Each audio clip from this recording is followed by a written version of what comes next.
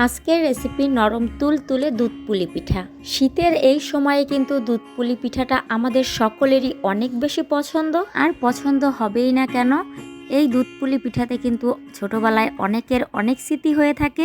এমন অনেকেই আছেন যারা দুধ পুলি পিঠাটা খেয়েছেন ছোটবেলায়, কিন্তু এখন আর খাওয়া হয় না, কাজের ক্ষেত্রে দূরে আছেন বা সময় পান না নিজে তৈরি করে খাওয়ার জন্য। তাদের জন্য কিন্তু আজকে সহজভাবে আমি আজকে দুধ পুলি পিঠা তৈরি করে দেখাবো। এবার দুধ পুলি পিঠাটা কিন্তু আমি শীতের একদম শেষের দিকে তৈরি করে খাইলাম। আপনারাও যারা খাননি এখন পর্যন্ত, আজকে আমার এই রেসিপি ফলো করে কিন্তু অবশ্যই বানাইয়া খাবেন। চলেন তাহলে পুরো রেসিপিটা শুরু করা যাক। আর অবশ্যই কিন্তু আপনাদের পুরো ভিডিওটা দেখতে হবে, কারণ একটা ধাপ যদি আপনারা মিস করে যান তাহলে কিন্তু এই নরম দুধ পুলি পিঠাটা কিন্তু আপনারা ঠিকমতো তৈরি করতে পারবেন না। দুধ পুলি পিঠা তৈরি করার জন্য প্রথমে তো নারকেল দরকার, সেজন্য কিন্তু আমি একটা নারকেল ভাঙে একদম কুড়াই নিছি। যেহেতু আমি এখানে অল্প করে দুধ পুলি পিঠা তৈরি করব, সেজন্য কিন্তু আমার একটা নারকেলেই যথেষ্ট। আপনারা যদি বেশি তৈরি করেন তাহলে কিন্তু দুইটা নারকেল ব্যবহার করতে পারেন। এখন আমি এখানে এক বাটি মুড়ি নিয়ে নিছি। আপনারা চাইলে চাল আছে, চালটা ভাইজা কিন্তু গুঁড়া করে নিতে পারেন, তবে আমি শর্টকাটভাবে আপনাদের দেখাচ্ছি। এখানে এক বাটি মুড়ি নিয়ে নিলাম আর 4টা কিন্তু এলাচ নিয়ে নিলাম। এটা কিন্তু একদম ব্লেন্ডার মেশিনে একদম গুঁড়ো করে নিতে হবে। এরপরে চুলায় কড়াই দিয়ে দিলাম। কড়াইতে আমি কিন্তু এখানে 1 চামচ ঘি দিয়ে দিলাম। অবশ্যই চেষ্টা করবেন একটু ঘিটা দেওয়ার জন্য, তাহলে কিন্তু আলাদা একটা ঘ্রাণ আসবে। আর যদি ঘি না থাকে তাহলে একটু সয়াবিন তেল দিয়ে দেবেন। এরপর ঘিটা একটু গরম হয়ে যাওয়ার পরে কিন্তু আমি যে নারকেলটা কুড়াই রাখছি সেটা কিন্তু দিয়ে দিলাম। এখন 2-3 মিনিট একটু ভালো করে ঘির সাথে ভাইজা নিলাম। 2-3 মিনিট ভাইজা নেওয়ার পরে কিন্তু এখানে খেজুরের গুড়টাও কিন্তু আমি একদম গুঁড়ি গুঁড়ি করে কুড়াই নিলাম, সেইটাও কিন্তু এখন দিয়ে দিলাম। এইখানে কিন্তু একটা জিনিস আপনারা খেয়াল করছেন কিনা জানি না, আমি কিন্তু একটা বাটির মাপ দিয়ে কিন্তু সব কিছু ব্যবহার করতেছি। এরপরে কিন্তু গুড় আর নারকেল ভালো করে নাইড়া চাইড়া মিশানোর পরে আমি কিন্তু এইখানে 1 কাপ দিয়ে দিলাম লিকুইড দুধ। সেটা কিন্তু কাঁচা, জাল দেওয়ার কোনো প্রয়োজন নেই, যেহেতু এখানে জাল দিব সেজন্য কিন্তু কাঁচা দুধটাই আমি ব্যবহার করলাম। ভালো করে নাইড়া চাইড়া মিশাইয়া নিলাম।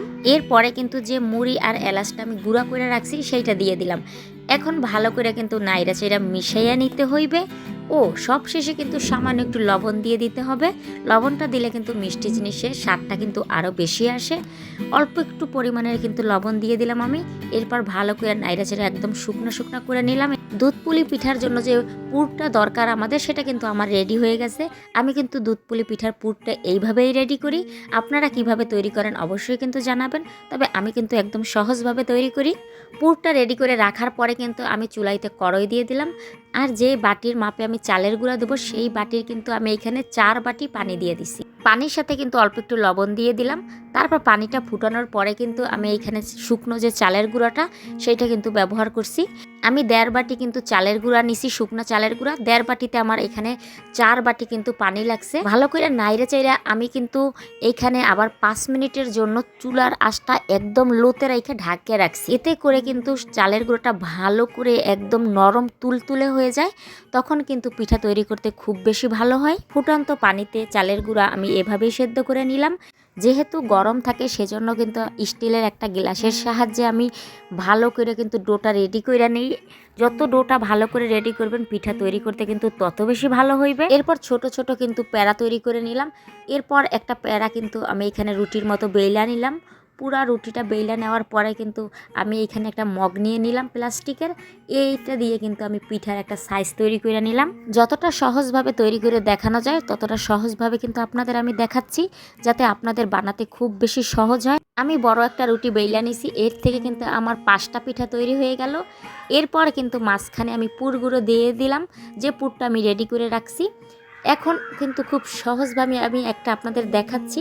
এভাবে হাতে তুলে নিয়ে এরকম ভাঁজ দিয়ে কিন্তু চাপ দিয়ে নেবেন যেন মুখটা খুলে না যায়। ব্যাস, এভাবে কিন্তু প্রত্যেকটা পুলি পিঠা তৈরি করে নেবেন। এটা কিন্তু খুবই সহজ, যারা কোনো ডিজাইন দিতে পারেন না। আর যারা কোনো ডিজাইন দিতে পারেন, পাশে বইটা ওইটাও দিয়ে নিতে পারেন। তবে আপনাদের আমি সহজভাবে এটা দেখাই নিলাম, যেটা একদম খুবই সহজ। আমি এভাবেও কিছু পিঠা তৈরি করছি আর অন্যভাবেও কিন্তু কিছু পিঠা তৈরি করে নিলাম। যাই হোক, আমার পুলি পিঠাগুলো কিন্তু রেডি হয়ে গেল। এখন পুলি পিঠাটা কিন্তু ভিজানোর পালা ঘুরে। এখন প্রথমে কিন্তু আমি চুলায় কড়াই দিয়ে দিলাম আবারও। তারপর কিন্তু পানি দিয়ে দিলাম তার মধ্যে গুড়, কুড়াই রাখছি যে গুড়টা আমি সেইটা দিয়ে দিলাম, খেজুরের গুড়, এলাচ, দারুচিনি, তেজপাতা আর সামান্য একটু লবণ দিয়ে কিন্তু এখন ভালো করে জাল করে নিতেছি। একদম ফুইটা যাইবে, 10 মিনিটের মতো জাল হবে, তখন কিন্তু আমি যে পুলি পিঠাগুলো রেডি করে রাখছি সেইগুলো দিয়ে দেব জাল করার জন্য। এই দেখেন আমি কিন্তু এখানে দুইভাবেই পিঠাটা তৈরি করছি, এটা একটু বইটা বইটা আর পাশে কিন্তু একদম প্লেন। আপনাদের সুবিধার্থে আমি কিন্তু একদম সোজাটা দেখাইছি আপনাদের। যাই হোক, এরপরে কিন্তু আমার গুড়ের পানিটা একদম ফুইটা গেছে।